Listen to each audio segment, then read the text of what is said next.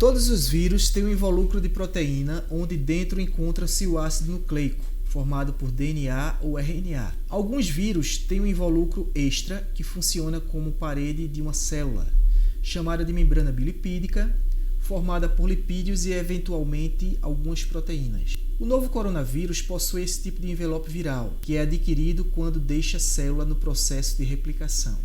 Os vírus possuem algumas proteínas em sua superfície que reconhecem as proteínas das células hospedeiras. No caso do novo coronavírus, a proteína do vírus denominada spike, ou simplesmente S, reconhece uma proteína chamada enzima conversora de angiotensina do tipo 2, ou AC2. Ela está presente nas células do trato respiratório que servem como receptor para o vírus. Por meio deste receptor, o vírus invade a célula e injeta seu ácido nucleico, o RNA. A superfície do vírus é coberta de estruturas que lembram espinhos de proteína e ajudam o parasita a ligar-se às células do hospedeiro. Se o espinho não combinar com os receptores das células, ele não consegue penetrar na célula e reproduzir-se, e a infecção se torna mal sucedida. Era o que acontecia com os humanos em relação ao coronavírus até então. Mas muitas mutações mudaram as proteínas dos espinhos que acabaram tornando-se compatíveis com as nossas células. O que o vírus faz é sequestrar a maquinaria celular da célula.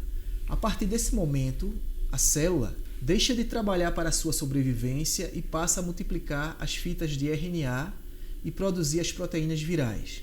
Além da proteína S, o COVID possui as proteínas E de escada, M de Maria e N de navio. A proteína E está presente no envelope viral, atuando na montagem do vírus. A proteína M, inserida na bicamada lipídica, exerce a função estrutural e participa também da replicação viral. Por fim, a proteína N de navio funciona como uma capa envolvendo o RNA. Ela está localizada no núcleo capsídeo. Ao final do processo de replicação, os ácidos nucleicos e as proteínas são juntadas dentro da célula, formando novas partículas virais, que acabam saindo desta célula e repetindo o processo inicial.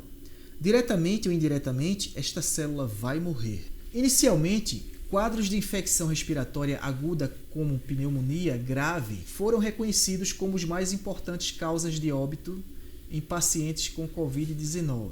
Com a evolução da pandemia e a realização de estudos em todo o mundo, as complicações cardiovasculares e distúrbios de coagulação associados a um estado inflamatório sistêmico grave passaram a chamar a atenção dos fatores agravantes do quadro clínico de pessoas infectadas com Covid. A molécula AC2 é expressa em várias células, tais como a célula epitelial dos alvéolos pulmonares, os pneumócitos tipo 2, células endoteliais, que compõem os vasos sanguíneos e as artérias, enterócitos do intestino delgado, células musculares lisas, células miocárdicas, células epiteliais dos túbulos renais proximais. Portanto, o receptor para o Covid-19 está presente em vários sistemas como respiratório, gastrointestinal, renal e cardiovascular. Provavelmente, tal fato está associado com o comprometimento sistêmico observado em casos graves de Covid. Covid em crianças apresenta-se leve e moderada. Por quê?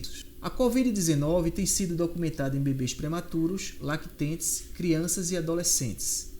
Estudos epidemiológicos revelam que a incidência de quadros graves de infecção pelo Covid em crianças e adolescentes é inferior à observadas em adultos e idosos. Casos fatais em crianças são relativamente raros. A maioria das crianças tem um curso clínico mais leve, caracterizado por febre, tosse, fadiga, mialgia, vômitos e diarreia. Estes sintomas geralmente apresentam resolução entre 7 e 10 dias. Uma hipótese para este curso clínico é de que as crianças e adolescentes apresentam menor expressão celular da molécula AC2. Adicionalmente, estudos demonstram que a resposta intracelular induzida pela AC2 em células epiteliais alveolares de crianças é menor do que a observada em adultos. Outra possibilidade de poder explicar a menor susceptibilidade da infecção pelo Covid e o desenvolvimento nas formas clínicas leve e moderada nas crianças em idade escolar são as características peculiares individuais da resposta imune nas diferentes faixas etárias. Nos idosos, a imunossenescência contribui para a diminuição da capacidade do sistema imunológico em responder eficazmente às infecções em idosos. As alterações biológicas que levam à imunossenescência são pouco conhecidas. Atualmente, inúmeros tipos de células envolvidas nas imunidades inata e adquirida exibem alterações funcionais como resultado do envelhecimento. Estas manifestações em nível celular são provocadas por desregulação do sistema imunológico, promovendo, com o envelhecimento, o novo estado de interações celulares mediadas por citocinas. Tal regulação do sistema imune provavelmente é devido ao menor número de menor atividade dos linfócitos T reguladores, que leva a uma diminuição da capacidade quimiotática de neutrófilos e a diminuição da quantidade de células naturais killer, além da deficiência no controle da produção de citocinas imunomoduladoras. Então, resumindo, há uma queda de linfócitos T na imunossenescência. Consequentemente, há também uma diminuição na capacidade de atração de outros neutrófilos fagocitadores ao local de ação, que a gente chama de quimiotaxia. Consequentemente, também há uma queda na produção de natural killer, que seria células fagocitárias de grande escala. E também há uma queda na produção de citocinas imunomoduladoras, que vão estimular o processo inflamatório contra o COVID.